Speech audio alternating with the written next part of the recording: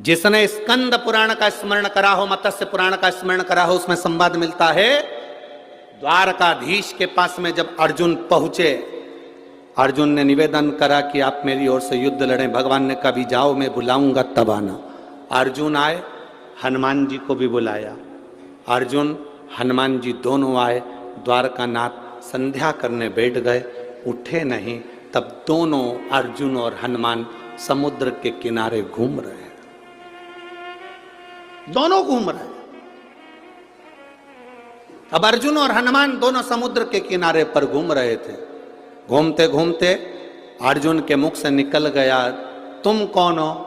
हनुमान जी ने कहा, मैं राम का सेवक हनुमान, राम भक्त हनुमान।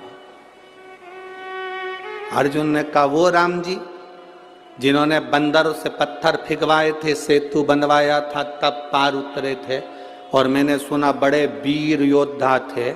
वो चाहते अगर मेरे जगह पर मैं होता तो पत्थर फेंकने नहीं देता, एक बाण छोड़ता, यहां से लेकर समुद्र के उस पार पुल बना देता। अर्जुन ने कहा, मैं होता तो पुल बना देता, बाण छोड़कर यहां से लेकर वहां तक का एक पुल तैयार कर देता। हनुमान जी ने कहा, तू पुल बनाता, मेरे जैसा एक बंदर लात रखता तो टूट जाता।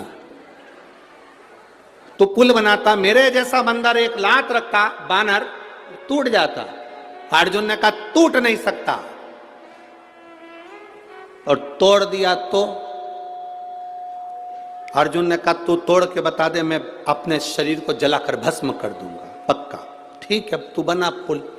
अर्जुन ने बाण का पुल बना दिया। हनुमान जी ने जो पांव धरा तो सब टूट के चर करके सब टूट गया। जो टूटा तो अर्जुन समाधि में लीन होने के लिए लकड़ियां जमाने लगे। इतने में द्वारकाधीश आकर खड़े हो गए। अर्जुन क्या कर रहे हो? मैं हनुमान से हार गया, इसलिए मैं शरीर को त्याग रहा हूं। अर्जुन, तुम हनुमान से नहीं आ रहे हो, तुमने राम की निंदा कर दी है। जो जीव परमात्मा की निंदा करता है, चाहे राम की करे, चाहे कृष्ण की करे, चाहे संत की करे, चाहे साधु की करे, चाहे गुरुजन की करे, चाहे शिव की करे, संसार में जन्म लेने वाला अगर मनुष्य संत गुरु भगवान की निंदा करता है तो वो कभी उन्नति की सीढ़ी पर नहीं चढ़ सकता, वो नीचे ही धकेलेगा, जाएगा जमीन, वो ऊपर नहीं जा सकता,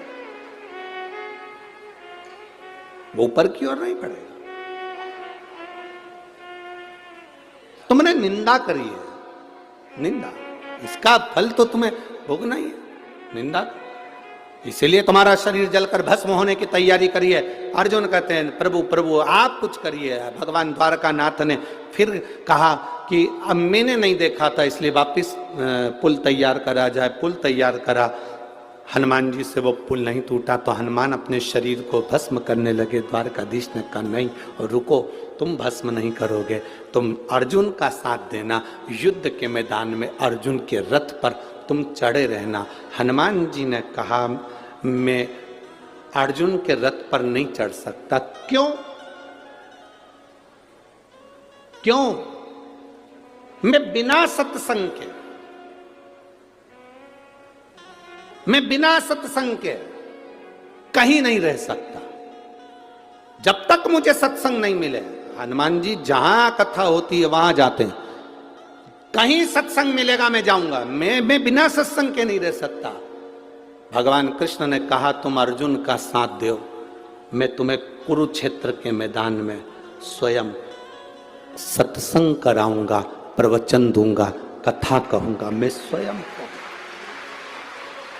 स्वयं सत्संग कराऊंगा। दुनिया कहती है अर्जुन को भगवान कृष्ण ने गीता सुनाई थी। ऊपर ध्वजा में बैठे हुए श्री हनुमान जी महाराज पताका को बार बार हिलाकर कह रहे थे, कब सुनाओगे सत्संग? द्वारकानाथ, मुझे सत्संग के लिए लेकर आए हो। युद्ध के मैदान में 18 दिन का युद्ध है, कम से कम एक दिन तो मुझे सत्संग का लाभ दिला दीजिए, मुझे उस युद्ध में सत्संग करा दीजिए। तब भगवान कृष्ण सिंगा रथ से नीचे उतरे। रथ से नीचे क्यों उतरे थे? अगर गीता का ज्ञान देना था तो रथ पे बैठे बैठे दे देते, पर भगवान रथ से नीचे इसलिए उतरे क्योंकि भगवान ने रथ की ओर मुख करा, प्रवचन देने वाले को भक्त की ओर मुख कर कर बोलना पड़ता है। हनुमान की ओर देखकर द्वारकाधीश ने प्रवचन दिया, गीता का ज्ञान दिया।